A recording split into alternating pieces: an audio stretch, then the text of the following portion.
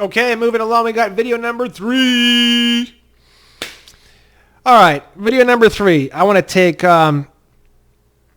get into trust law a little bit more. Like I said, we're going to be getting into trust law a lot over and over and over and over and over because it's so basic and there's really not a whole lot to know about it. But man, when you really totally get trust law and it just goes and it just sinks in and it just clicks fully in your mind, it's like the most mind-blowing thing ever. And I'm not even like a Christian person. I grew up as a Lutheran, and I frankly kind of hated it. I had a lot of questions, and I was in Sunday school, and I was just asking all these questions, and the Sunday school teacher did not like me asking so many questions. She basically just kicked me out. I mean, she's like, just get the fuck out. She didn't say that.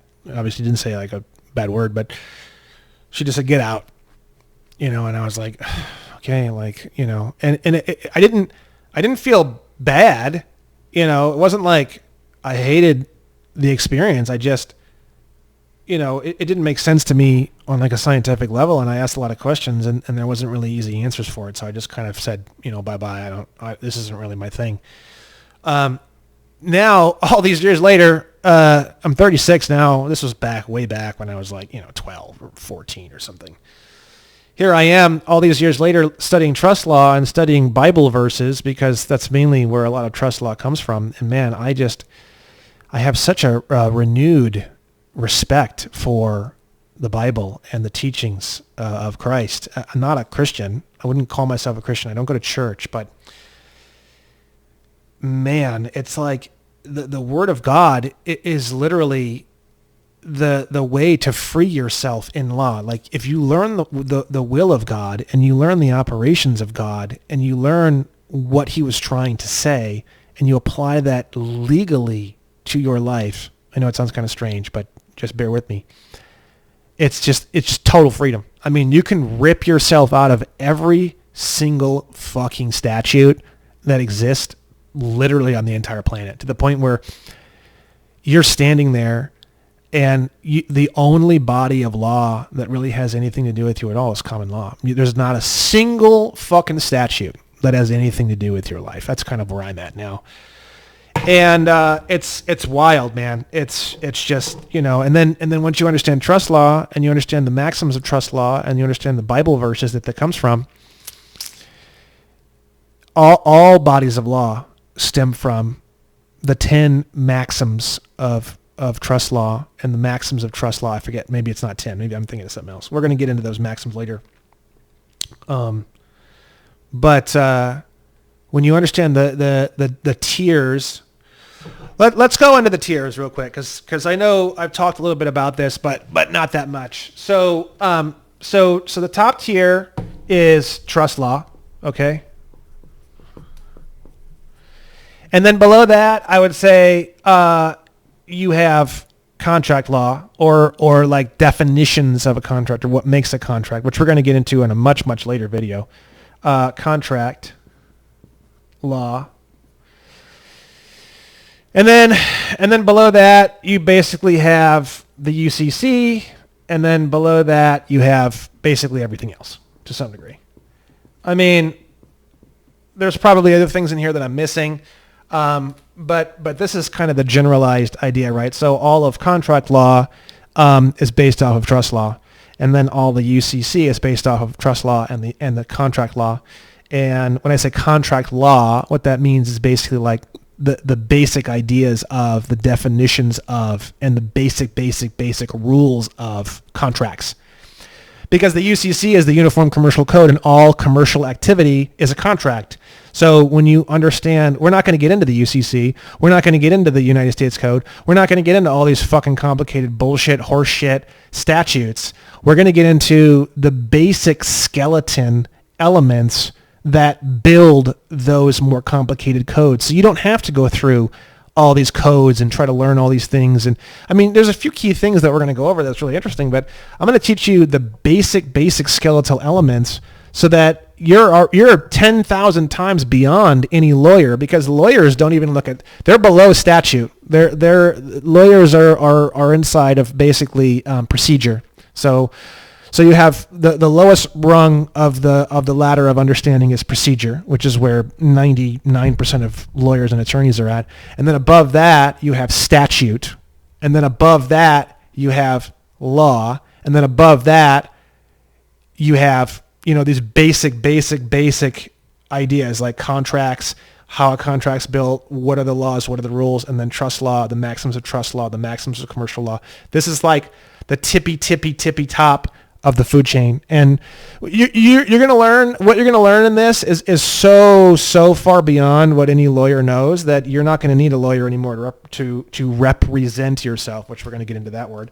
You're going to be able to basically present, not represent. You're going to be able to present yourself in a court of law, which is the way it's supposed to be. That's how law is supposed to be, right? Okay. So, and I know that sounds crazy, but we'll get there slowly but surely, okay? So the next thing I want to go over is trust law. So again, all of life is a series of trust law actions. Every single thing that you do every single day, all day long, is a series of trust actions, okay? Now, again, we're going to, now in the Bible, God talks about how, man was created in his image, okay? So we're going to get into that a little bit too, right? And even if you're not religious, I'm not even a Christian. This is just the way it is. I mean, if you're not a religious person, if you don't like religion, fine. I mean, this is, the word of God and religion are two very different things. I know in a lot of people's minds it might not be, but again, I don't go to church. I have nothing to do with, actually a Scientologist, so I do go to that church a lot. But Christianity, Lutheranism, all that kind of stuff, I don't go. I haven't gone since I was 12 years old. It doesn't matter. Whether you like it or not, all of law comes from the Bible. And when you study the Word of God and you study how it relates to trust law, it's actually really, really cool and fascinating. And it frees you from, dude, I'm telling you, fucking everything, man. I'm telling you. Everything. You learn this shit, everything. Every bill, every credit card bill, every mortgage, every ticket, every arrestable offense, unless you hurt somebody or damage their property or break common law. I mean, literally everything under the sun, moon, and stars. You can carry a fucking machine gun legally. I'm going to teach it to you. So, okay, so we have trust law. Okay, so trust law is like this. So, you have the asset or the cash, right? Or whatever. Then you have the trustee, which we've already gone over. Then you have the beneficiary. And then you kind of basically have God essentially here, right? And he actually owns whatever's in here, right? So what that means is, like, let's say, for example, you owe tax debt to the IRS or something like that, right? The beneficiary doesn't own what's in the trust, and neither does the trustee. So if the IRS comes after you, you don't own this, so they can't really take it, right? God owns it. So it's very interesting. This has a lot to do with asset protection, which we're going to get into much later in the free course.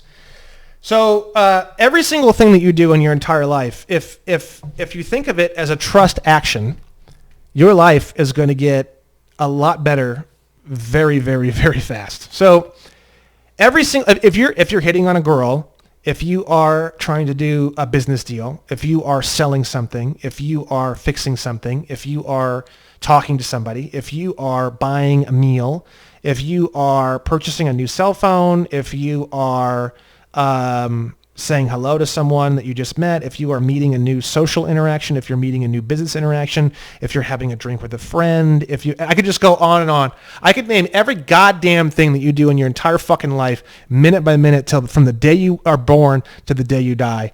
Every single action is a trust action. I'm going to explain how that is and why. So you have the trustee. So let's say, for example, you're a salesperson, because I've done a lot of sales. I've been doing sales forever. So the trustee, you're the trustee, right? So what happens is, as the trustee, your responsibility is to benefit the beneficiary, right? So when you're selling, and a lot of people, the reason why people don't like salespeople especially car salespeople and stuff like that, is because they do what's called a reverse trust scam. So reverse trust scam is basically when they flip the fucking trust on you, right? So they pretend that they're the beneficiary and that you're the trustee. Cops do this too. Now my brother's a cop, so to any cops listening to this or watching this or whatever, like, I have no bad beef with you. I just we just need to do a better job as denizens, which is not citizens, or sojourns. Sojourn means somebody who's basically traveling and they're temporarily living in a location. That's actually the best word to use when you describe your citizenship status. Denizen is also a really good word. Just as a little side point, let's just jump over this real quick. Oh, let's go to Black's Law. I'll show this to you real quick because I meant to mention this in the last video and I didn't. Denizen. Denizen. Denizen.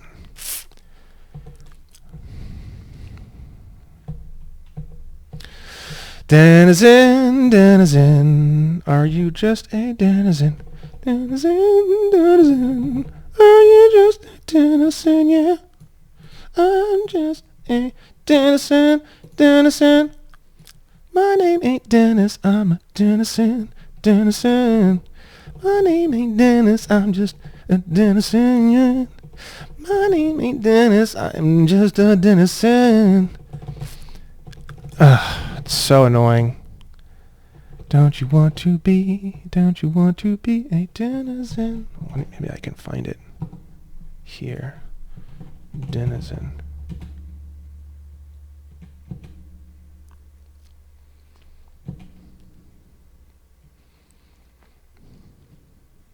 That's interesting. Native. Let me see. Oops. Native, definition of native from Black's Law 4th edition, a natural born subject or citizen, a denizen by birth. Oh, that's kind of shitty. When you get into these older versions of Black's Law and you start looking up definitions, it can be a little bit complicated because a lot of this weird shit that we're dealing with today in society and like all this weird, crazy ass shit that I'm explaining to you in this course, a lot of it didn't exist back then. So you have the word citizen and, you know, back in the day, it wasn't bad. And it still kind of isn't. It just depends on how it's used. You know, I have no idea why this has to be so freaking complicated to find this word. I'm sorry. Denizen. Don't you want to be a denizen? Denizen. You definitely want to get copies of Black's Law 4th edition and Black's Law 5th edition and, for the hell of it, Black Law 6th edition. Oh,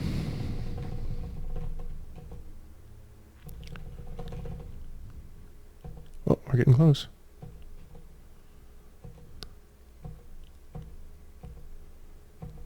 I'm just going to go slow here because otherwise I'm going to pass it up like I've done 300 times already.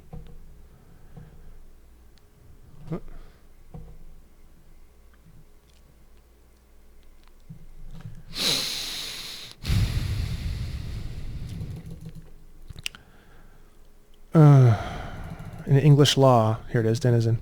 A person who, being an alien born, has obtained, let's see. Boy, that's complicated.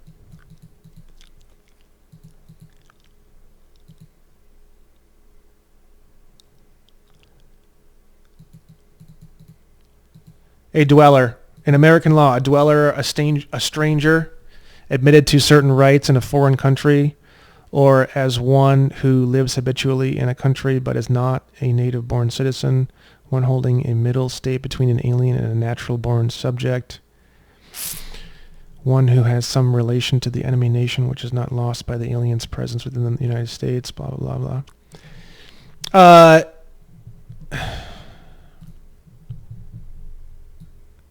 That one's a little bit complicated. Let's see.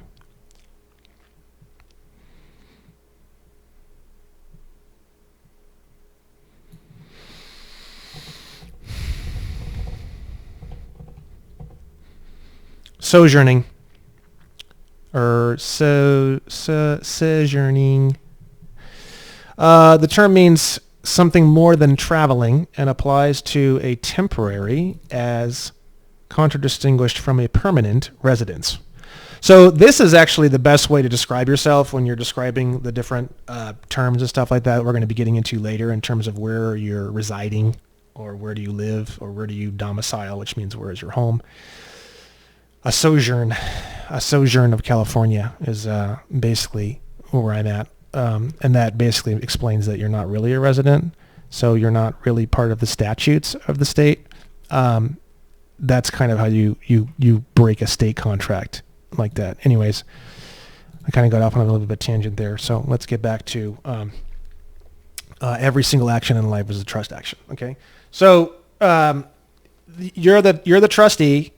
Let's say, for example, in a sales situation. I mean, this would just turn you into a monster salesperson, right? So you're the trustee when you're selling somebody something, right? Now, if you flip the coin, you're trying to be the beneficiary, you'll notice that it just fucks up the sales cycle completely. I mean, just drain the whole thing and just shoot it in the face and pour it down the shitter. It's not going to go anywhere. And that's what people hate about sales, is that the salesperson tries so hard to flip the trust, and that's why people die in sales and they never make it, because they're trying to flip the trust all the time. They're trying to be the beneficiary and make the other person the trustee, and that is not good. So you're the trustee when you're selling somebody something. So your job as the trustee is to benefit the beneficiary. You benefit the beneficiary through education, through information, through answering their questions, through hooking them up with people that they might know or need to know by, referring them elsewhere if your product is not the right product for them, etc. The reverse trust scam is you're trying to force them into something they don't need. You're trying to push something on them. You're trying to get them into something that is not the best thing for them. You're not benefiting the beneficiary. And the way it works is technically that's trust fraud. Even in life, that's trust fraud. Because when you realize that trust law is behind every single thing, every single action, every single object in all of existence, you learn that basically trust fraud is a felony. So every time you break the trustee-beneficiary relationship at any single point in time, you are committing a felony. And that explains why your life is so fucked up, to be totally honest. This is a total side note. I mean, this piece of information right here can turn your entire life from a steaming pile of shit into literally a complete utopia to get everything you've ever wanted from every single aspect of your entire life. You can make rock stars look like, crack whores that suck dick for cocaine and live on the street and weigh 60 pounds with this information. Because what you're doing is you are able to clean up your whole life with this information. I mean, let's say you're in a relationship with a girl, right? And you're trying to, and you hear this a lot, like in the pickup community and stuff like that, because I'm a part of the Amirati, which is basically Zampirian wrote a book called The Alabaster Girl. Amazing book, by the way.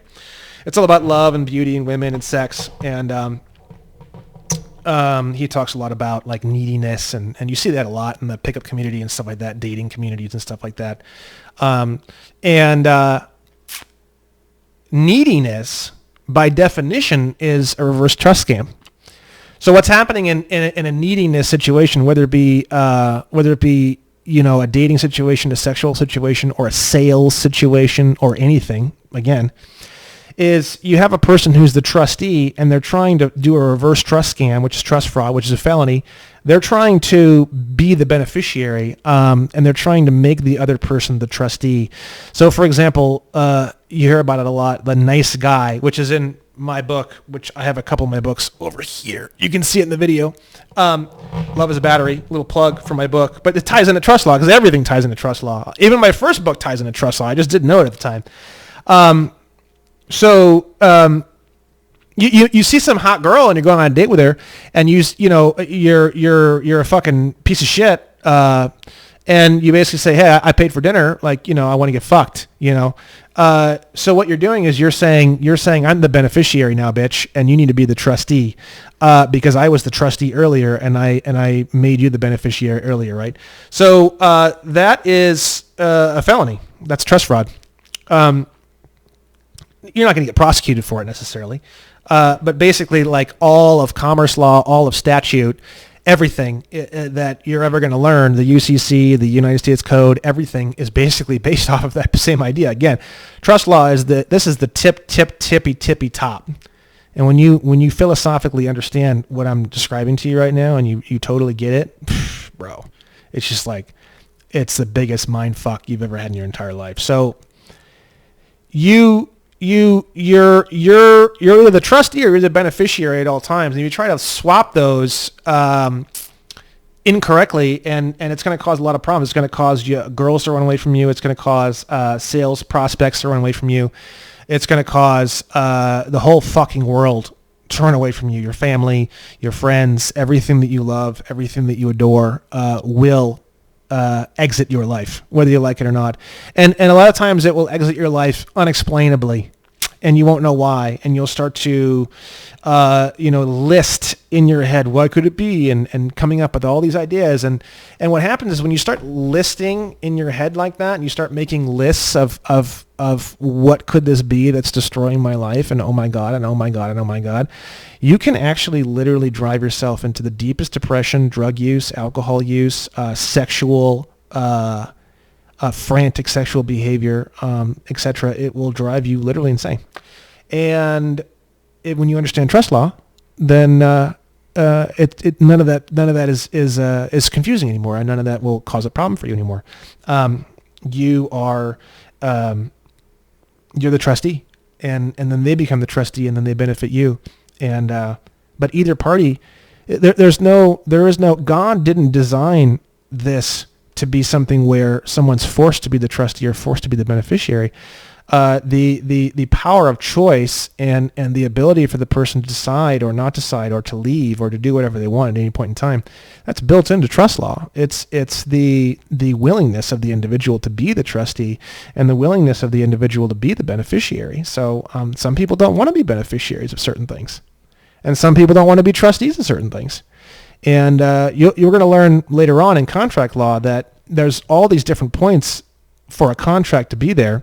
One of the points of a contract that has to be there legally is that the person has to be of sound mind. They have to understand what they're agreeing to, and they have to understand the terms and conditions fully and clearly in order to be a trustee and take on their position as a trustee. So when you do things and you're secretive and you're clever and you're a fucking little piece of shit, when you try to trick someone into a reverse trust scam to be the beneficiary or to be the trustee so you can be the beneficiary, you're violating trust law, God's law. You're violating contract law. You're violating commerce law. And you wake up with no friends, no money, fucked, maybe in jail, or drug addiction. And that's why. So trust law and what we're going over here goes so far beyond just changing your status and becoming free of contracts and statuses, which is contracts and statutes, which is what this whole course is all about. This is literally the core aspect of sanity and success itself. So study trust law, study contract law. We're going to go through it over and over and over again in this course, and by the end, watch the whole course again and again and again, because when you get those two areas down really, really well, the whole fucking world is going to be your bitch. Literally, like, I'm not kidding. So I hope that, I want that for you. I actually really do. And, the reason why I in the introductory video, I had mentioned, I charge these insane sums of money. The reason why I charge the insane sums of money is because I don't want to get stuck working for somebody all the time. I'd rather charge insane sums of money and then do shit like this free course. And I'm going to be doing a whole ton of podcasts here real soon. I'd rather just give it all away for free. I'm more like a Dan S. Pena mindset. I love the guy to death. the QLA Quantum Leap Advantage guy, Dan S. Pena. You can look him up online. Awesome business coach. Really hardcore, old school, military style guy. And his the way he structures his whole operation is he has this really, really expensive seminar. It's like $30,000 or $35,000 that he does at his castle in Scotland. And everything else, he just gives it all away for free. And he's like, I love this. I don't have to deal with any of you fucking people. I don't have to fucking have like any sort of customer service. Like, fuck you. Like, it's all free. If you can't figure it out, just, go fuck yourself. Basically, is his kind of mentality. And I love that structure. And I've done marketing and sales for a long time. And I know like there's other ways to do it. And you could do books and you could do seminars. You can do this. You can do that. I'm not telling you that it's the best way to do your life. I'm just telling you that this is how I like it, and this is how I want to structure my life. I have basically just top tier services that are insanely expensive, that are like my personal, like hands-on, like I literally hold your dick for you and jerk you off. And then there's a line, and then there's just everything else is just fucking free. Boom, all the way down to the bottom. That's just how I like to structure my shit at this point in my life. I'm 36. This is just my own thing. So I hope that clears up maybe why I had the introductory video like I did. Anyways, let's move on to the next thing. We're going to get into jurisdiction next. So jurisdiction is extremely, extremely important. It's different than trust law and contract law. It's below those points on the totem pole because trust law and contract law are everything and everything.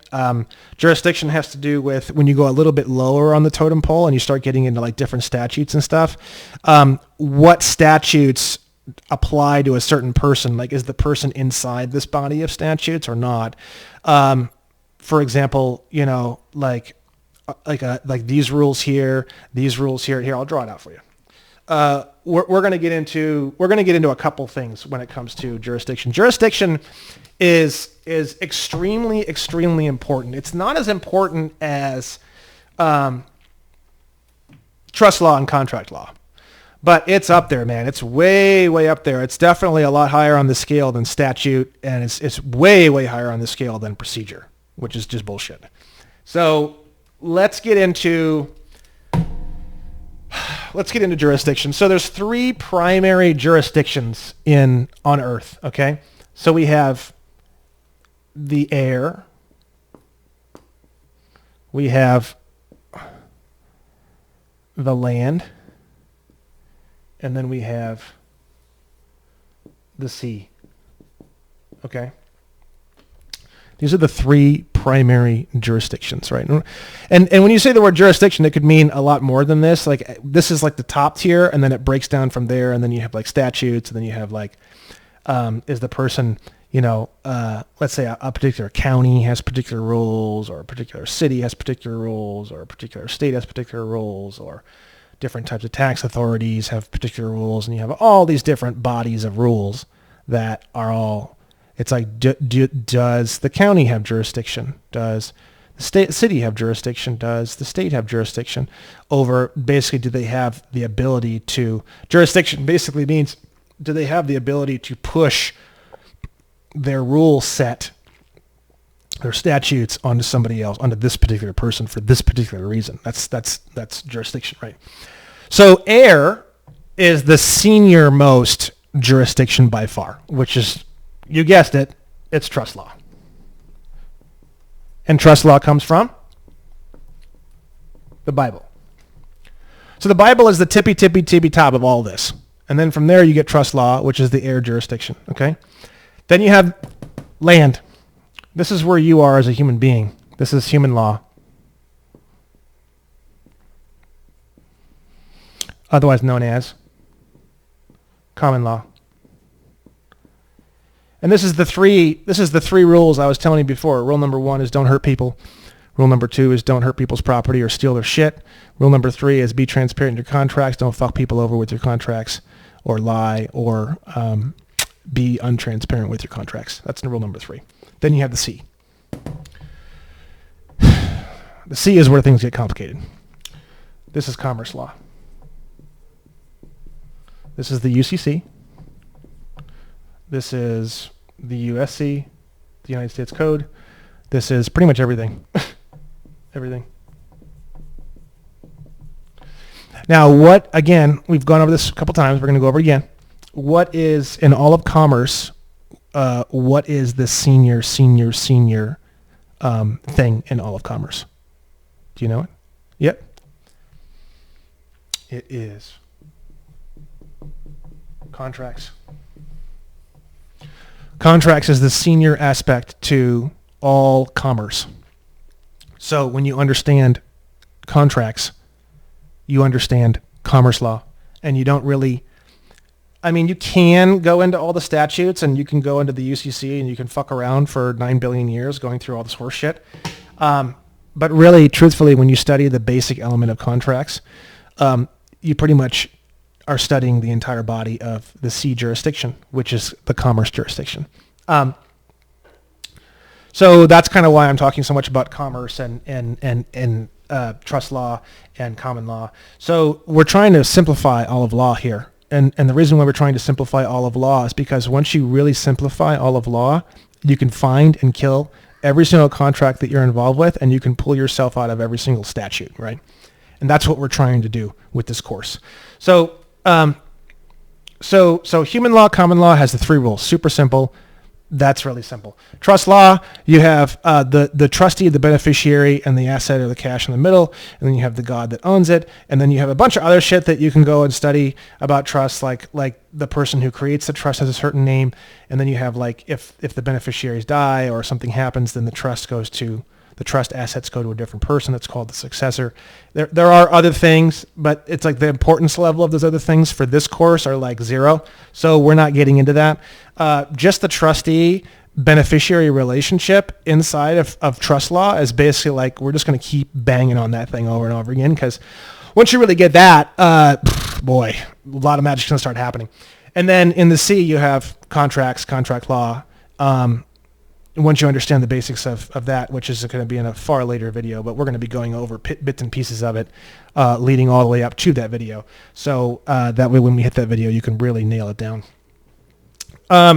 So these are the 3 jurisdictions. So jurisdiction basically means, let's say, for example, you go into a courtroom, right? And they ask you, you say, you challenge jurisdiction, which we're going to get into later on. You're basically saying, what rules or laws or contract are you basing the fact off of that I have to follow this particular rule set, right? So like you get pulled over on the freeway, and you ask the officer who's giving you a ticket, you say, what contract or what particular connection do I have into what body of law or statute that gives you the authority to write me a ticket? Or a judge, like what authority do you have, or what contract do I have, or what aspect of my life do you know, or that factually gives you the right of authority to judge me in my life and what I'm doing in the rule set? That is what jurisdiction means. And that is what jurisdiction is. Okay, so jurisdiction is terrifically, horrifically important, because once you understand the different jurisdictions, which we're going to get into later, and once you understand how to deal with them, especially these 3, which we pretty much already have it down because it's pretty simple. Once you really simplify the 3 jurisdictions, it's really not all that complicated. Again, we'll go over it again. Why not? We'll go over it over and over again. I don't give a fuck.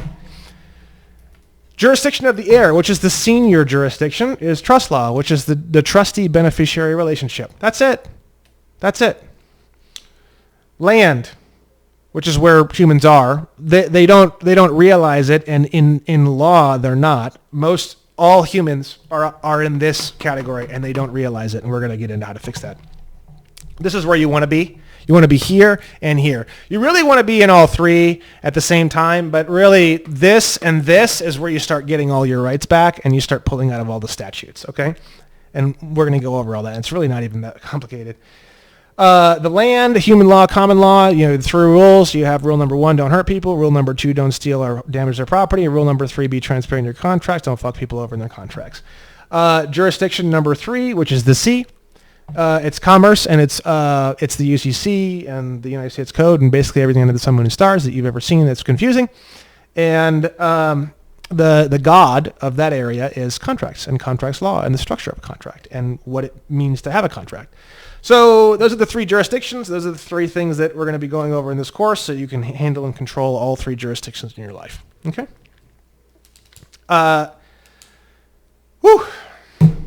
Next thing.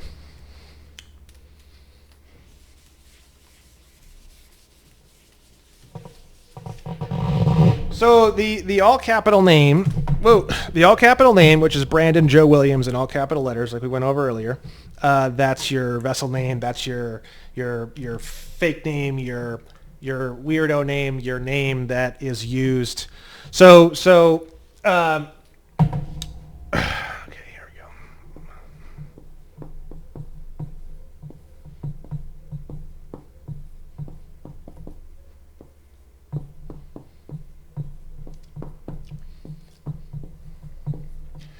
This is your all caps name. All caps name is a trust. All caps name is a vessel.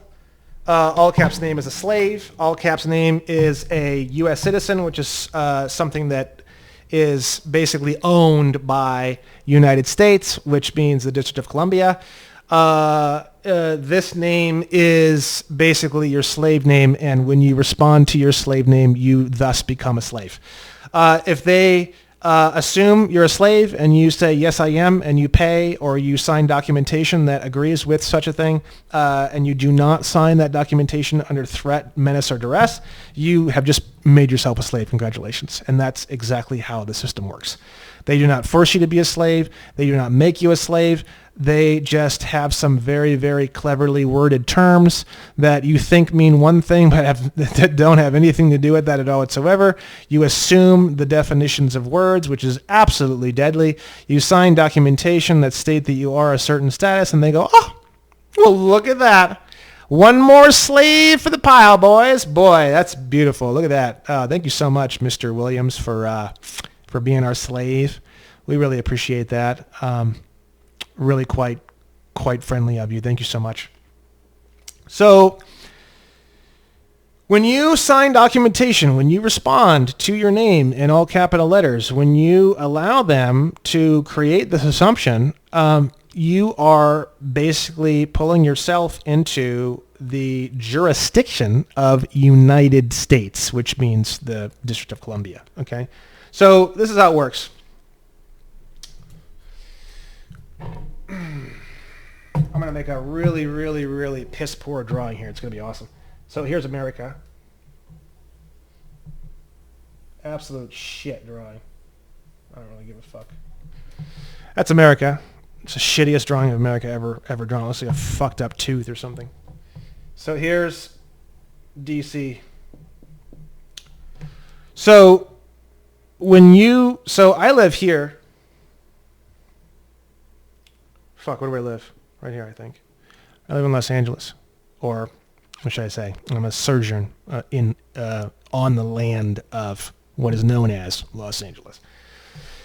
When I respond to this, or when I sign documentation stating that this is true or that I'm a U.S. citizen, in law, I don't live here, or reside here, or sojourn here, or anything.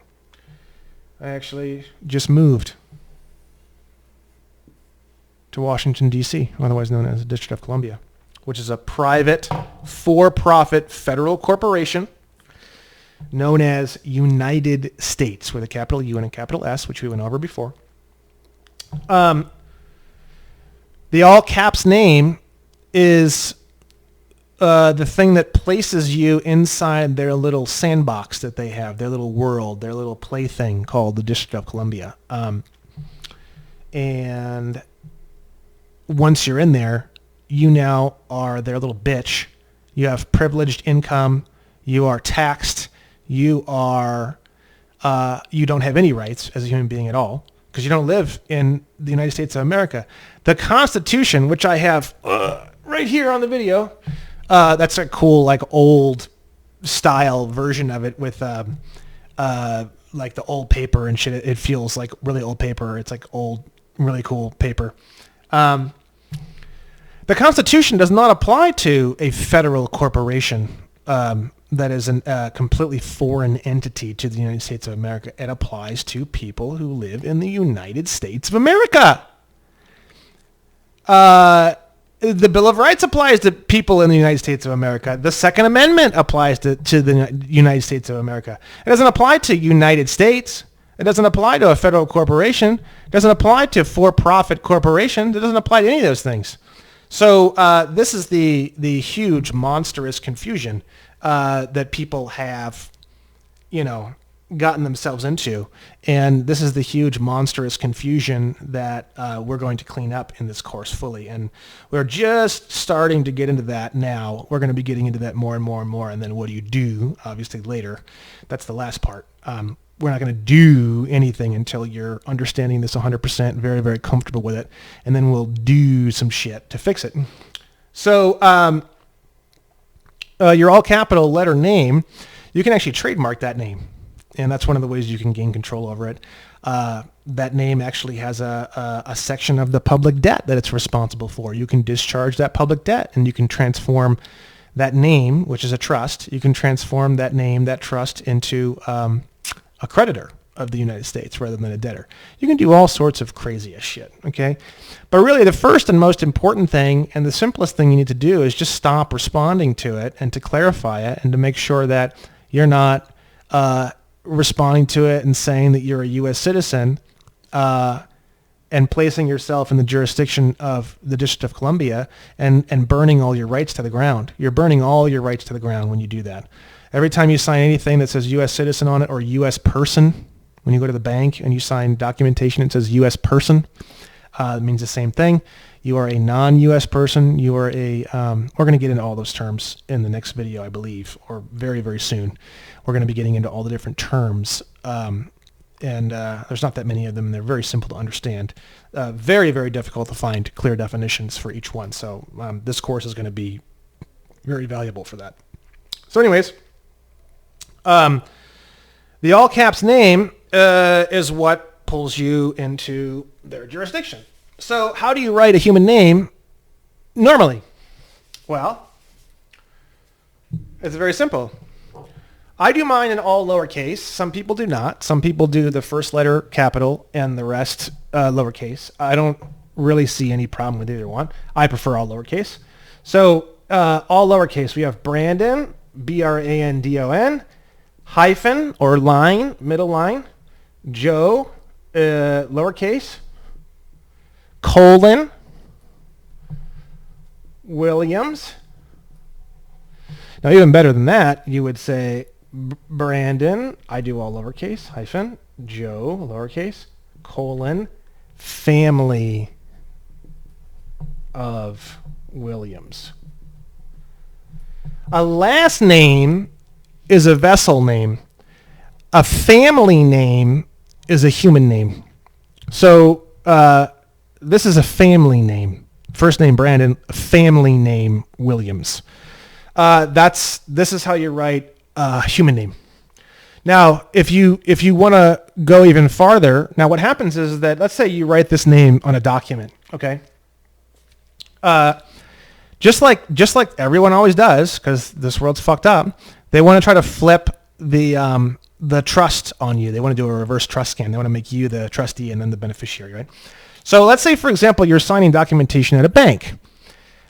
You can sign using the human name, and then what you do is you do a comma and you do title. Title. So what is your title?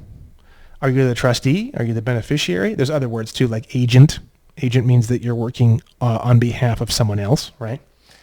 So title, comma, and then title. Now, when you write comma and then title like this, you basically make it so that they can't assume your title or flip your title or change your title as they see fit. It was never specified. We didn't know that you were the beneficiary. We thought you were the trustee and we're the beneficiaries. That's what banks do. That's how they charge you fees and all the good stuff, right? So then you write beneficiary at the end.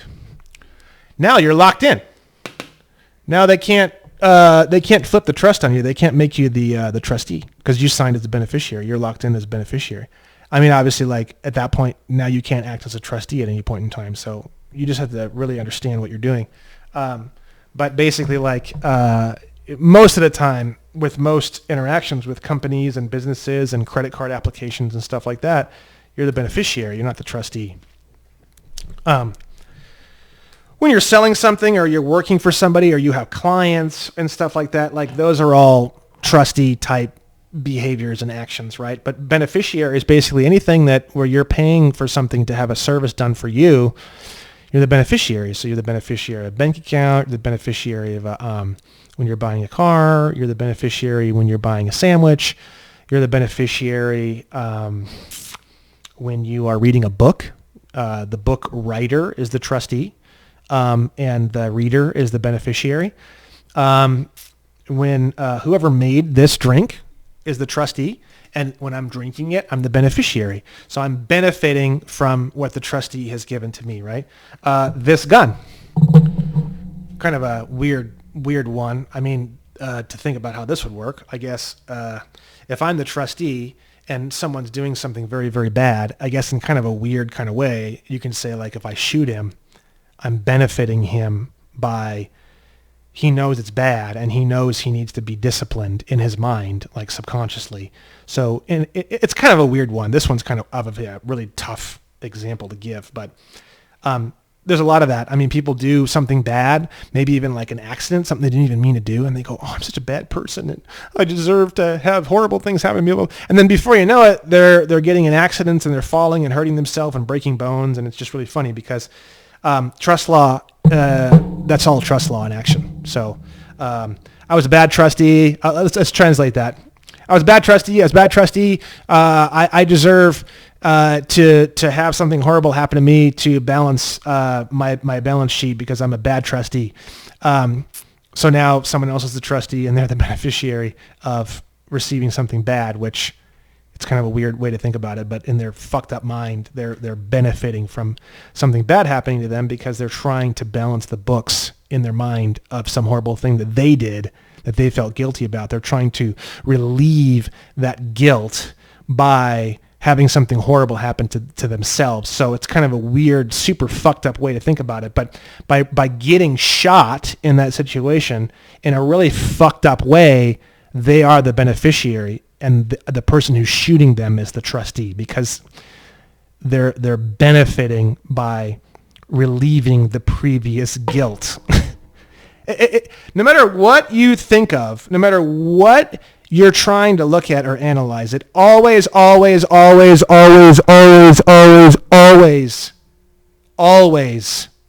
comes down to fucking trust law. And it always comes down to the trustee-beneficiary relationship. And if you can't explain it in trustee-beneficiary language, then you don't understand what's going on. Like there's something that you're missing in the interaction. Always trustee-beneficiary. So if a person's getting shot, you can pretty much guarantee that they are the beneficiary somehow. This is God's law. This is the way the world works. And this gets into, obviously like that of which you decide becomes reality. And this gets into, if you weren't there in the first place, it would have never happened and your decisions, equal where you're at. And this gets into fate and this gets into all sorts of things. But a decision to do something is senior to trust law in a way because you're deciding that something's going to happen and then you wind up in some sort of trustee beneficiary relationship that is the realization of the decision that you had made or the thing that you had decided. So decisions and power of choice is senior even to trust law in a way. But that's like at that point you're going outside of law entirely and you're going into like the fucking ether of spirituality. That's you're like that's the ceiling of law right there. The right here is trust law and that whole idea, and then right above that outside of law, pretty much. Because law, by definition, means like, a delineated system that breaks things down into like almost like a science. So when you start getting above the science aspect of it, you're now outside of law. So anything above that ceiling, power of choice, decisions, how a person got there to begin with, guilt, shame, all this kind of stuff. This is above law, and really law can't really do anything with that or comprehend that. It's too esoteric. It's too above the law. So in this course, we're going to try to stay away from that.